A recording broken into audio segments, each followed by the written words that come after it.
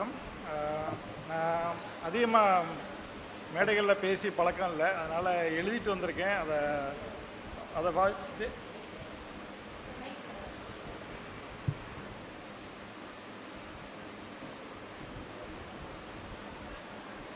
அதை எழுதி வாசித்து தான் பழக்கம், அதனால் வாசிக்கிறேன். உங்களுக்கு டிஸ்டர்பன்ஸாக இருந்தால் நான் ஓரளவுக்கு பேசவும் முயற்சி பண்ணுறேன். அதிகமாக மேடையில் பேசி பழக்கம் இல்லை, அதனால் முன்னாடி சொல்லிக்கிறேன். சாமுவேல் டெய்லர் கோலாரிட்ஜ் அப்படின்ற ஒரு அறிஞர் வந்து கவிதையோட ஆர்டர் பற்றி சொல்கிறார். மொழியின் பரிணாமத்தை பார்க்கும்போது கவிதை என்பது சிறந்த வார்த்தைகளின் சிறந்த வரிசை. Poetry is best words in best order அப்படின்னு அதை வந்து டிஃபைன் பண்ணுறார். கவிதைங்கிறது மொழியின் பரிணாமத்தை பார்க்கும்போது கவிதை என்பது சிறந்த வார்த்தைகளின் சிறந்த வரிசை. Poetry is best words in best order அப்படின்ட்டு சொல்கிறார். 2000 ஆண்டுகளுக்கு மேலாக மொழி வளமும் இலக்கிய நயமும் கொண்ட தமிழ் கவிதையின் பயணத்தில் சங்க இலக்கியங்கள் துவங்கி அகப்புற பாடல்கள் வழியாக நாட்டுப்புற பாடல்கள், பக்தி இலக்கியம், பாணர் பாடல்கள் என்ற செழுமையான மொழி மரபில் இலக்கிய கொடைகளில் கவிதைக்கு ஒரு முக்கியமான இடம் உண்டு.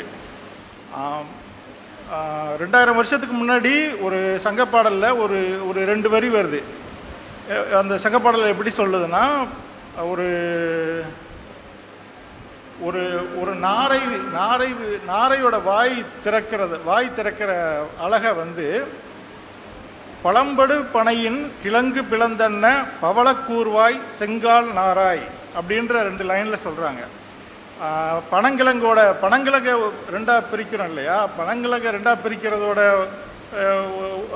பிரிக்கிற விஷயம் எங்கே இருக்குது, நாரை வாய் பிளக்கிற விஷயம் எங்கேயோ இருக்குது. ஆனால் ஒரு கவிஞன் வந்து 2ஐயும் கனெக்ட் பண்ணுறான்.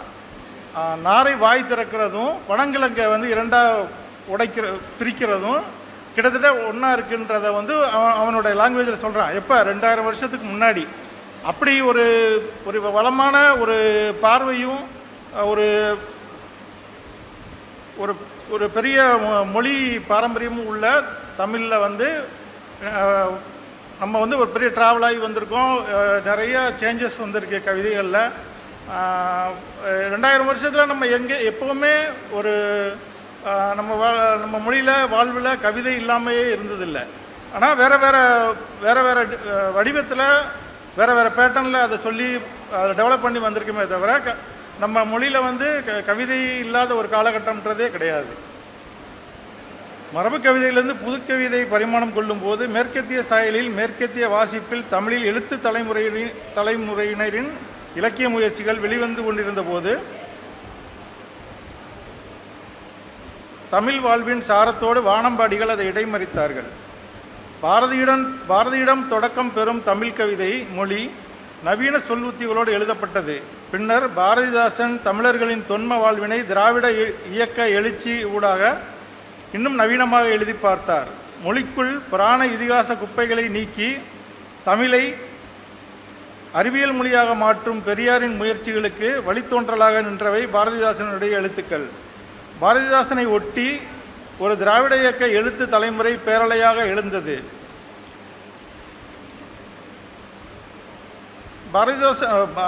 பாரதியோட ஃபாலோயராக பாரதிதாசன் இருந்தாலும் பாரதிதாசன் வந்து தமிழ் கவிதையை பார்த்தது சங்க இலக்கியத்திலிருந்து அவருடைய தனி தொனியில் வந்து கவிதைகளை முன் வச்சது. அந்த மாதிரி விஷயங்களில் வந்து பாரதிதாசனோட கண்டினியூட்டியில் நிறையா பேர் எழுத வந்தாங்க. இன்றைக்கி எழுதிட்டு இருக்கிற நிறைய பேரோட எழுத்துக்கள்லையும் பாரதிதாசனுடைய தாக்கம் இருக்குது. பாரதிதாசனுக்கு பின்னாடி வந்தவங்கள்ட்டையும் பாரதிதாசனுடைய பெரிய தாக்கம் இருக்குது.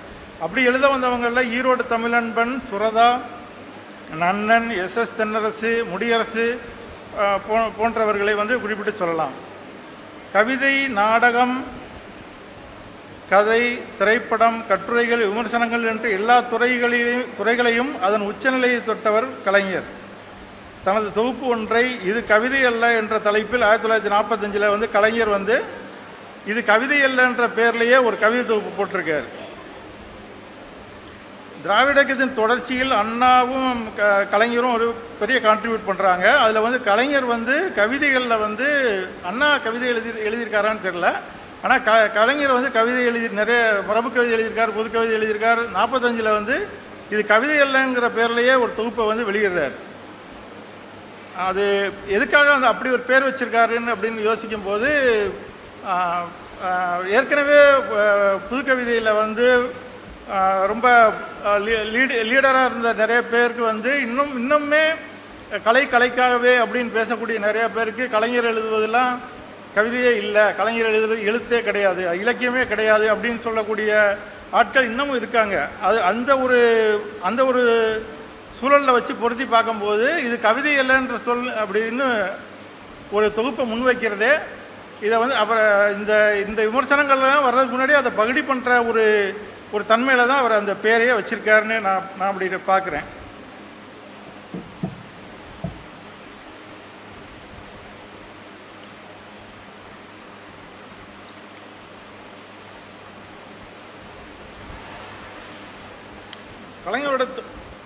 கலைஞரோட தொடர்ச்சியில் இளவேனில் இளையபாரதி போன்ற படைப்பாளிகள் வர்றாங்க. எழுத்து மரபைச் சேர்ந்தவர்கள் மேற்கத்திய இலக்கியங்களிலிருந்து அகம் சார்ந்த உணர்வை பேசும் கவிதைகளை எழுதி வந்த சூழலில் வானம்பாடிகள் சமூக அரசியலை பேசும் புதிய வகை போக்கை கைக்கொண்டனர்.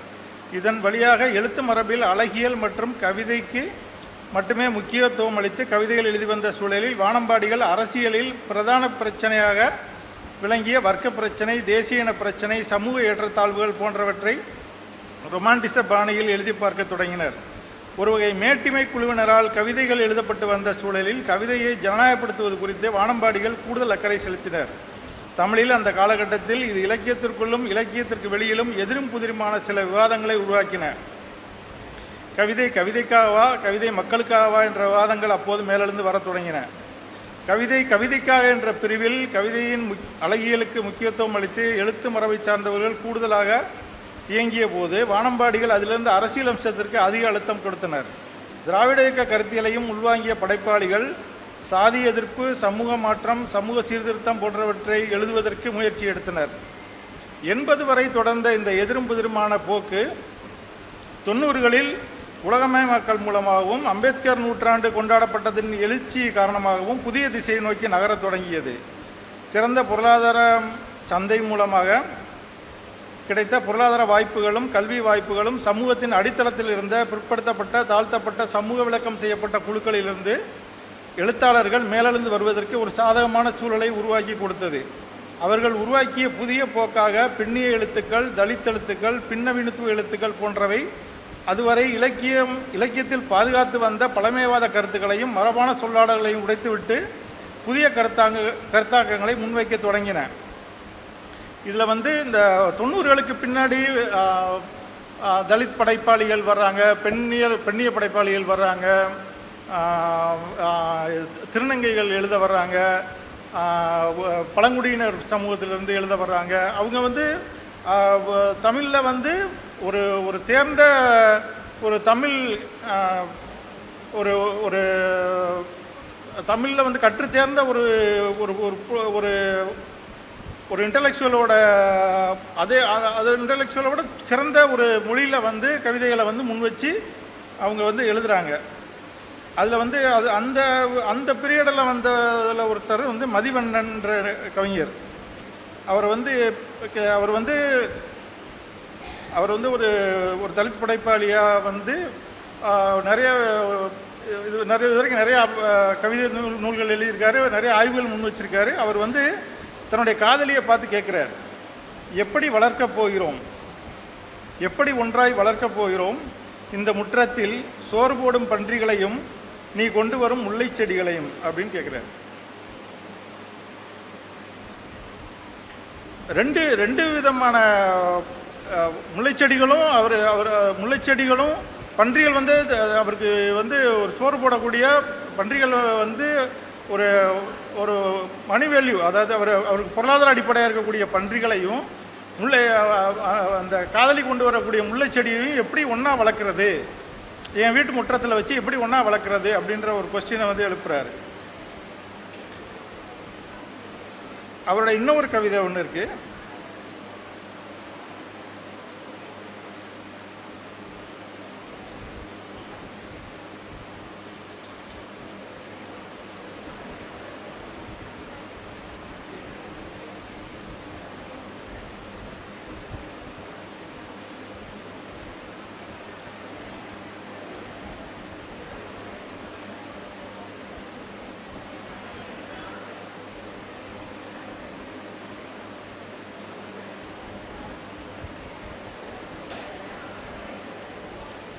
இன்னொரு கவிதை வந்து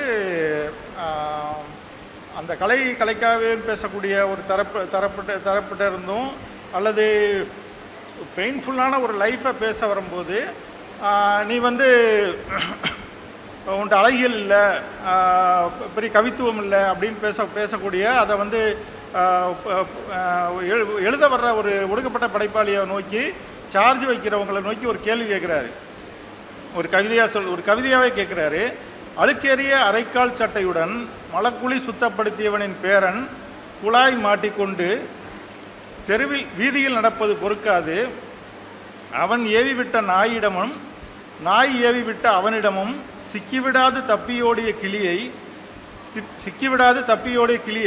கிளி மீன்ஸ் பயத்தை சொல்கிறார். வீதியில் நடப்பது பொறுக்காது, அவன் ஏவிவிட்ட நாயிடமும் நாய் ஏவிவிட்ட அவனிடமும் சிக்கிவிடாது தப்பியோடிய கிளியை பகிர்ந்து கொண்டிருக்கிறேன். திணைகளை தூக்கி கொணரவில்லை என ரொம்பத்தான் சடைத்து கொள்கிறாய் அப்படின்னு சொல்கிறார். அப்போ கவிதைன்றது எழுதுவோரை பொறுத்து அது வேறு ஒரு டைமென்ஷனில் தான் அது வர முடியும். எல்லாரும் ஒரே மாதிரி ஒரு பூவோட அழகையோ ஒரு மாலை வேலையோட அழகையோ எல்லாரும் பாடிக்கிட்டு இருப்பாங்கன்றதுக்கான எந்த ஒரு சாத்தியமும் கவிதையில் கிடையாது. கவிதையில் வந்து வேறு செக்ஷன்லேருந்து வர்றவன் அவனோட பெயின், அவன் பார்க்குற உலகம், அவனுடைய லைஃப் ஸ்டைல், அவனுடைய ஒவ்வொரு காதலுமே கூட வேறு தானே. வேறு ஒரு ஹை கிளாஸ் பீப்புளோட ஒரு சமூகத்தில் வந்து பொருளாதார ரீதியாக ஒரு சாட்டிஸ்ஃபைடாக இருக்கக்கூடியவனுடைய லவ் வேறு, ஒரு ஒரு ஒர்க்கரோட லவ்ன்றது வேறு தானே. அதை வந்து அவரே எழுதும்போது தான் இன்னும் அழகாக வந்து அது போயட்ரியில் மொழியில் வந்து அது வருது, டெலிவரி ஆகுது.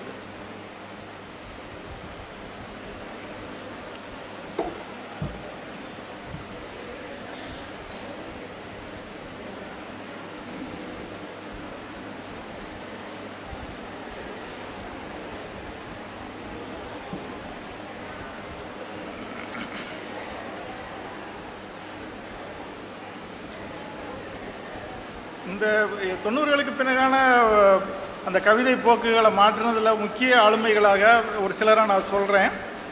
புதிய மாதவி, சுகீர்தராணி, சல்மா, குட்டி ரேவதி, அழகிய பிரியவன், மதிவண்ணன், NT ராஜ்குமார், தைக்கந்தசாமி, அன்பாதவன், ரவிக்குமார், விழிப்பா இதயவேந்தன், இது மாதிரி ஒரு நிறைய படைப்பாளிகள் அந்த காலகட்டத்தில் எழுத வந்தாங்க. எல்லாருமே செறிவான படைப்புகளை கொடுத்துருக்காங்க. ஆனால் அந்த படைப்பு நான் சொல்கிறது எனக்கு உடனடியாக தோன்றினவங்களை நான் ரெஃபர் பண்ணுறேன். இது பட்டியல் முழுமையானதில்லை. இது போன்ற ஏராளமான படைப்பாளிகள் அதுவரை இலக்கியத்தில் பதிவாகாத விளிம்பு நிலை வாழ்வை அசலான கலை மற்றும் இலக்கிய நயத்தோடு வெளிப்படுத்தினர். தலித் இலக்கியத்தின் எழுச்சி காரணமாக தமிழில் அசல் தமிழ் மரபை அதன் வாழ்வியலோடு இணைத்து பேசும் படைப்பாளிகள் ஏராளமாக தங்கள் கவிதை மற்றும் கவிதைகளை மூலமாக வெளிப்படுத்தி கொண்டனர். 1000 பூக்கள் மலரட்டும் என்பதைப் போல சமூகத்தில் பல்வேறு பகுதிகளிலிருந்து எழுந்து வந்த இது போன்ற தன்னிலைகள் ஏராளமான பாடல்களை கவிதையாக வடித்தனர். தமிழ் இலக்கிய மரபில் 90களுக்கு பிறகு மாறி வந்த சூழலில் அதன் அத்தனை போக்குகளையும் உடைத்து கொண்டு நிறப்பிரிகை என்ற ஒரு இதழ் வந்தது. அப்போ நிறப்பிரிகை புதிய சொல்லாடல்களையும் அரசியல் நிலைப்பாடுகளையும் அறிமுகம் செய்தது. இந்த இயக்கத்தின் தாக்கம் காரணமாக புதிய போக்காக வெளிநாடுகளிலிருந்து கருப்பின மக்களின் இலக்கியங்கள், விளிம்புநிலை மக்களின் இலக்கியங்கள் ஆகியவை தமிழ் சூழலுக்குள் ஊடுருவ தொடங்கின. அதுவரை கவிதையில் எழுதி வந்த பல்வேறு வகைமைகளிலும் இது ஒரு புதிய தாக்கத்தை உருவாக்கி புதுவகை எழுத்துப்போக்கை மாற்றி அமைத்தது. மேலும் மிகப்பெரிய அளவில் தொடர்ந்து தலித் இலக்கியத்தின் தனித்துவத்தை வெளிப்படுத்தும் வகையில் தலித்னு ஒரு பத்திரிகை வந்தது. அந்த காலகட்டத்தில் தலித் போன்ற பத்திரிகையில் இந்தியாவின் பிற மொழிகளில் உள்ள தலித் மற்றும் பழங்குடியினர் கருப்பின மக்களின் இலக்கியங்களையும் தமிழ் சூழலில் அறிமுகம் செய்தது. அதுபோல சர்வதேச அரங்கில் ஏற்பட்டு வரும் மாற்றங்களுக்கு ஏற்ப பின்னவீனத்துவம், பின்காலனித்துவம் போன்ற புதிய கோட்பாடுகளின் வழியாக இந்திய மற்றும் சமூக சூழலில் உள்ள அரசியல் நிலைமைகளில் படைப்புகளின் வழியாக வெளிப்படுவதற்கான முயற்சிகள் இங்கு மேற்கொள்ளப்பட்டன. அந்த பீரியடில் வந்த கவிதைகளில் ஒரு கவிதை படிக்கிறேன். கண்டராதித்தன் என்பவருடைய கவிதை. நான் பெண்ணாக பிறந்திருந்தால் யாரை போல் இருப்பேனோ நேற்று அவளை பார்த்தேன். இவர் கண்டராதித்தன்றவர் ஆண் கவிஞர். அவர் அவர் சொல்கிறார், அவருடைய பார்வையில் ஒரு பெண்ணை பார்த்து சொல்கிறாரு, நான் பெண்ணாக பிறந்திருந்தால் யாரை போல் இருப்பேனோ நேற்று அவளை நான் பார்த்தேன். பேருந்தின் கடைசியில் நின்றிருந்த அந்த பெண்ணிற்கு என் வயது இருக்கும். அதே நாசி, அதே கண்கள், கருங்கூந்தல், மாநிறம், சற்றே திமிரான பார்வை, வடிவான தோற்றமென நான் பெண்ணாக பிறந்தால் வடிவெடுக்கும் தோற்றமும் அதுதான். இரண்டொரு முறை எதேச்சையாக இருவரும் பார்த்து கொண்டோம். இரண்டொரு முறை எதேச்சையாக இருவரும் பார்ப்பதை தவிர்த்தோம். இப்போது பேசும் தொலைவில் நிற்கும் அவளிடம் நீங்கள் இளங்கோவா என்றேன். ஆமாம் என்ற அவள், நீங்கள் ஞானப்பூங்கோதை தானே என்றாள்.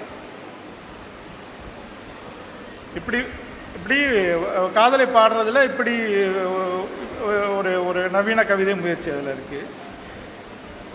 என்.டி. ராஜ்குமார் அப்படின்ற ஒரு கவிஞர் ஒரு பழங்குடியினர், ஒரு ஆதி சமூகத்துடைய, தமிழ் சமூகத்துடைய சொல்லாடல்களிலிருந்து மாந்திரிகம், அந்த மாதிரியான ஒரு மொழிக்குள்ள மாந்திரிக தன்மையெல்லாம் கொண்டு எழுதக்கூடியவர்.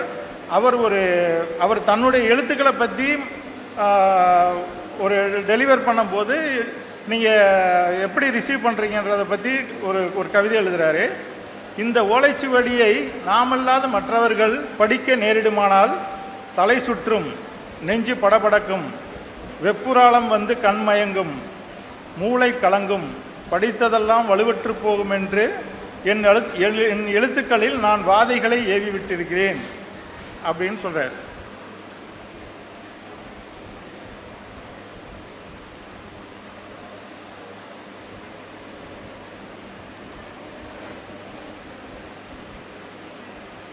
இது இந்த மாதிரி வேறு வேறு பேட்டர்னில் உள்ள வேறு வேறு கவிஞர்களுடைய கவிதை, வேறு வேறு தன்மையில் உள்ள கவிதைகளை ஏன் நான் சேர்த்து மொத்தமாக இந்த இதில் உரையோடு சேர்த்து படிக்கிறேன்னா, தமிழில் நிறையா இந்த மாதிரியான வகையான கவிதையில் நிறைய வெரைட்டிஸ் இருக்குது. நம்ம ஒரு பெரிய ட்ராவலில் நிறையா விதமான கவிஞர்களையும் கவிதைகளையும் நம்ம மொழி உற்பத்தி பண்ணிக்கிட்டே இருக்குது அப்படின்றத சொல்கிறேன். ஒருத்தர் வெயில் அப்படின்ற கவிஞரோட கவிதை, அம்மா மறைஞ்சிடுறாங்க. அம்மா இல்லாத சைலண்ட்.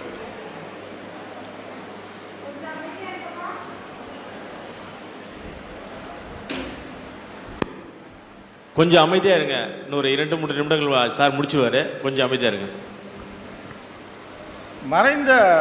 அவங்க அம்மா மறைஞ்சிடுறாங்க. அவங்க அம்மாவை நினச்சி அவர் எழுதுகிற கவிதை அது.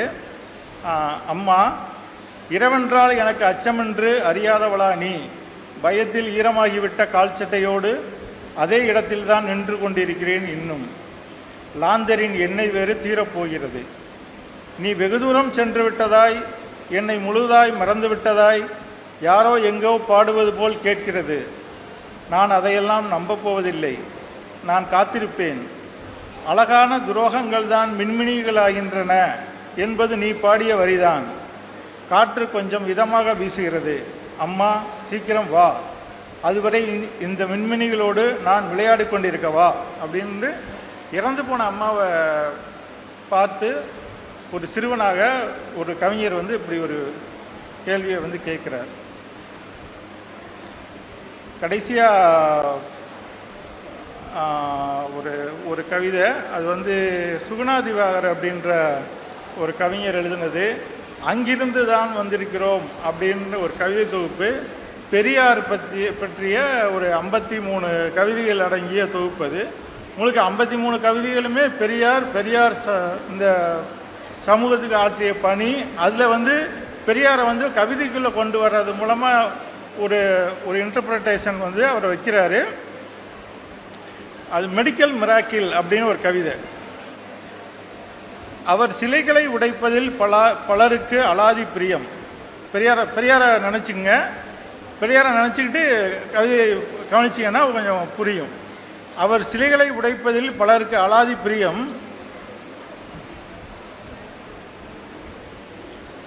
ஒருவர் மூக்கு கண்ணாடியை உடைத்து தன் குழந்தைக்கு விளையாட எடுத்து போனார். இன்னொருவர் அசைத்து அசைத்து தடியை உடைத்தார். மூன்றாம் அவருக்கு உடைப்பதில் ஆர்வமில்லை. அவர் ஒற்றை செருப்பை ஏற்க மாட்டார் என்பதால் மாலையாகவே அணிவித்தார். வேறொருவர் யாரும் அறியாத இரவில் அவர் மீது காவியை பூசி அசிங்கம் அசிங்கம் என்றபடி ஆர்ப்பரித்து நகர்ந்தார்.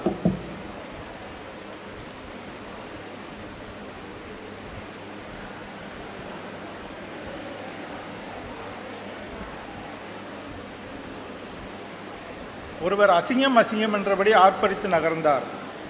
எல்லோருமே மனநோயாளிகள் என்றது குற்றக்குறிப்பு. ஒருவர் இறந்த பின்னும் இத்தனை மனநோயாளிகளை கண்டறிகிறார் என்பது ஆச்சரியம்தான் என்றார் மருத்துவர். மேலும் அவர் சொன்னார், அவர்கள் பரிதாபத்துக்குரியவர்கள். மருந்து புட்டிகளை உடைப்பது மனநோயாளியின் வழக்கம்தான்.